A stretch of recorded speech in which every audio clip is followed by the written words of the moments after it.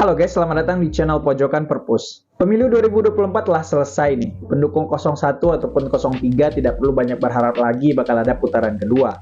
Karena mayoritas lembaga quick count begitupun hasil real count di situs resmi KPU telah dengan jelas menunjukkan kalau paslon 02 Prabowo Gibran berhasil mengantongi sekitar 57-58% suara nasional dengan keunggulan lebih dari 20 provinsi di seluruh Indonesia, yang artinya Pilpres kali ini hanya akan berlangsung satu putaran saja. Prabowo akan resmi dilantik menjadi Presiden Indonesia yang ke-8 pada bulan Oktober nanti. Ada beberapa hal menarik yang pengen gue komentarin ya, terutama perolehan suara di beberapa wilayah yang memang menjadi penentu bagi kemenangan Prabowo Gibran, sekaligus pembeda dari pilpres-pilpres sebelumnya. Pertama yang menarik dibahas adalah Jawa Tengah. Gue gak pernah nyangka ya kalau paslon 02 itu bisa mendapatkan suara terbanyak di provinsi ini, apalagi jumlah suaranya itu sampai 50%. Padahal Jawa Tengah adalah kandangnya PDIP. PDIP memang berhasil meraup suara tertinggi secara nasional dan juga menguasai perolehan suara di Jawa Tengah. Tapi paslon 03 hanya mampu meraup sekitar 33-34% suara, yang itu jumlahnya jauh banget dari paslon 02. Tergerusnya suara 03 secara signifikan inilah yang membuat suara nasional paslon 02 semakin jauh meninggalkan batas suara 2 putaran, yaitu 50%. Andai saja paslon 03 berhasil mendapatkan suara lebih atau bahkan memenangkan perolehan suara di Jateng, Pilpres 2 putaran masih mungkin terjadi. Paslon 03 sudah gagal menjaga kandangnya. Sangat wajar ketika Ganjar bilang kalau perolehan suaranya di Jateng itu anomali. Bagaimana tidak? Selama ini Ganjar selalu berhasil mengamankan suara di Jateng. Dari sejak dia maju caleg dari Dapil Jateng ataupun jadi gubernur selama 2 periode. Faktor Jokowi disebut-sebut menjadi alasan kekalahan Ganjar di kandangnya sendiri. Memang sejak Jokowi mengalihkan dukungannya ke 02, perolehan suara Ganjar pada survei elektabilitas kian merosot. Sejak saat itu, posisi politik Ganjar menjadi tidak jelas antara melanjutkan pemerintahan Jokowi atau mengusung perubahan. Menjelang pemilihan, Ganjar malah lebih sering mengkritik pemerintahan Jokowi seolah menempatkan dirinya sebagai oposisi. Ganjar sadar suaranya makin merosot sejak Jokowi mengalihkan dukungan. Itulah kenapa masa kampanyenya lebih banyak dihabiskan di Jawa Tengah. Namun pergerakannya ditutup oleh manuver Jokowi yang meningkatkan aktivitas kunjungan kerjanya di sejumlah wilayah di Jateng pada Januari 2024. Mulai dari bagi-bagi sertifikat tanah, memberikan bantuan gagal panen pada petani, bantuan program Indonesia Pintar, dan bantuan sosial lainnya. Jokowi bahkan terang-terangan mengkritik kondisi jalan yang rusak di bawah kepemimpinan Gubernur Ganjar. Pembangunan perbaikan jalan Solo Purwodadi yang sudah bertahun-tahun nggak pernah beres-beres. Sekarang kita bergeser ke Jawa Timur. Jatim menjadi lumbung suara terbesar berikutnya untuk 02. Paslon 02 berhasil meraup lebih dari 60% suara di provinsi ini, jauh mengungguli paslon 01 dan 03 yang masing-masing hanya mendapatkan suara belasan persen. Lagi-lagi perolehan suara di Jatim ini menunjukkan anomali, mengingat Jatim adalah basis tradisional pemilih PKB dan PDIP. Kedua parpol itu pun kembali mendominasi perolehan suara di Jatim pada pemilu 2024 ini. Paslon 01 adalah pihak yang paling menderita kerugian di sini. Dulu kalau diingat-ingat, alasan Anies meminang Muhaimin sebagai wakil adalah untuk mendongkrak suara Anies di Jatim, mengingat Jatim adalah basisnya PKB. Tapi faktanya suara 01 berada paling bawah di antara ketiga calon. Kalkulasi paslon 01 tampaknya memang kurang matang. PKB memang merajai Jatim, tapi elektabilitas Muhaimin di Jatim itu sendiri dari awal sangat rendah. Sama halnya seperti kasus di Jateng, kasus split tiket voting juga terjadi di Jatim, di mana simpatisan partai tertentu justru memilih paslon dari partai lain. Dalam hal ini, Muhaimin gagal mengonsolidasikan dukungan dari seluruh kiai yang ada di Jatim. Faktor keretakan internal antara struktur PKB yang dikomandoi Muhaimin dengan Ormas NU juga menjadi salah satu pemicunya. Bayangkan saja hanya 36,6% pemilih PKB yang mencoblos 01, sementara 45%-nya justru memilih 02.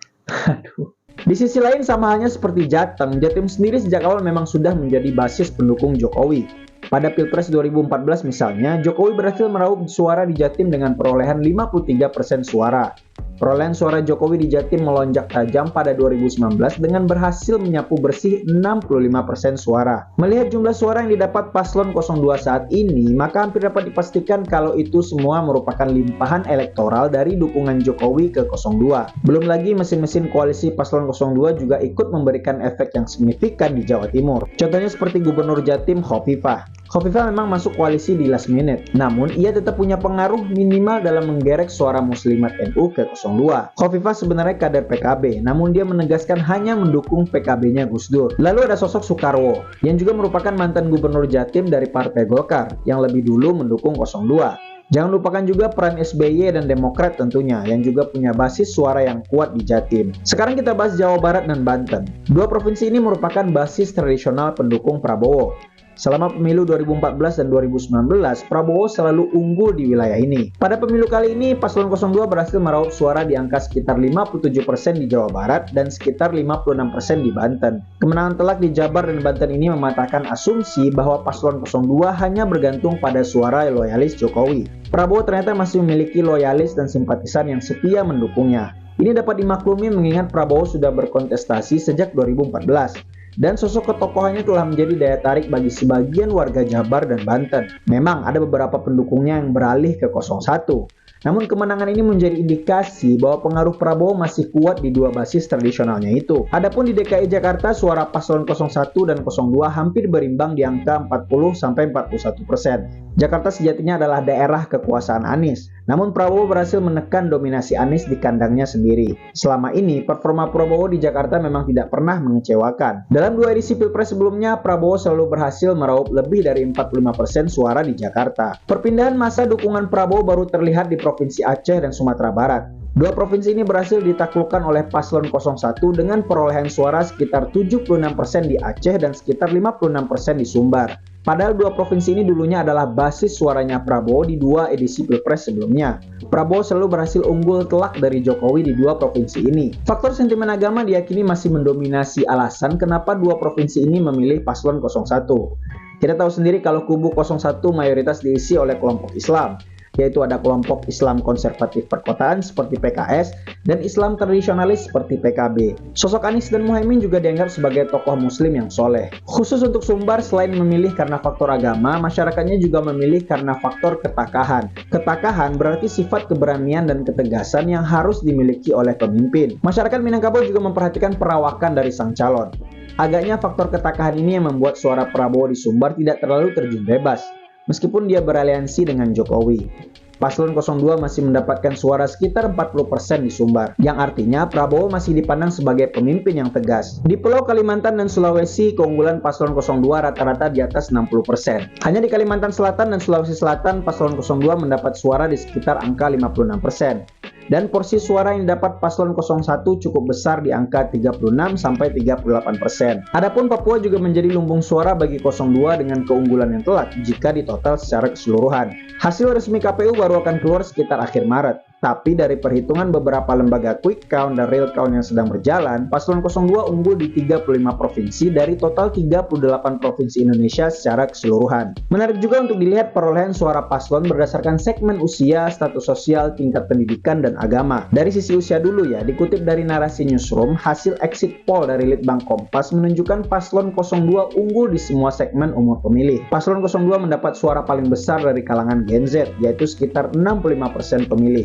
Ini adalah bukti dari keberhasilan gaya kampanye 02 yang memang menargetkan pemilih usia muda dengan strategi kampanye yang fun, lucu, gemoy, dan segala macamnya. Pemilih terendah dari segi umur ada di generasi baby boomers yang berumur sekitar 56-74 tahun. Di segmen ini Paslon 02 hanya mendapatkan 43,1% suara. Meskipun begitu, perolehan suara di generasi ini masih mengungguli Paslon 01 dan 03 yang masing-masing hanya mendapat sekitar 20%. Sementara untuk segmen status sosial, pemilih terbesar Paslon 02 itu ada di kelas bawah dan menengah ke bawah, di mana Paslon 02 meraup suara sekitar 56%.